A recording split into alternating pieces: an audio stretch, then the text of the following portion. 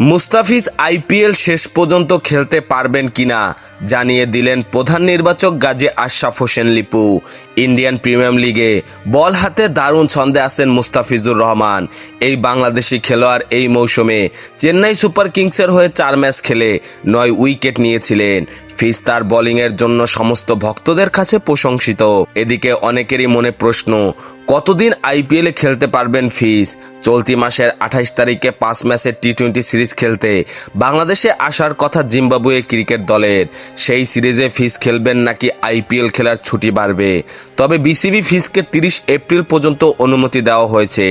এরপর কি আরও বাড়াবে তা জানিয়ে প্রধান নির্বাচক গাজী আশরাফ হোসেন লিপু বলেন, অনাপত্তিপত্র যে সনদ দিয়েছে বিসিবি তাতে 30 এপ্রিল পর্যন্ত খেলতে পারবেন ফিজ। লিপু বলেন, আমি জানি এটা 30 এপ্রিল পর্যন্ত দেওয়া হয়।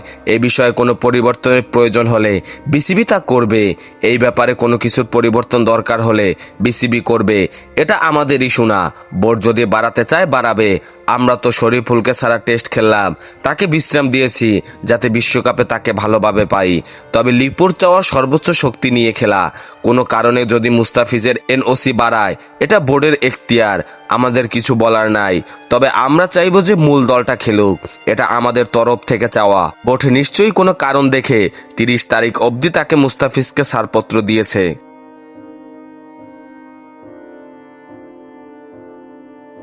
খেলাধুলার সকল আপডেট পেতে আমাদের ইউটিউব চ্যানেলটি সাবস্ক্রাইব এবং ফেসবুক পেজটি ফলো দিয়ে লাইক, কমেন্ট, শেয়ার করে আমাদের সাথে যুক্ত থাকুন। ধন্যবাদ।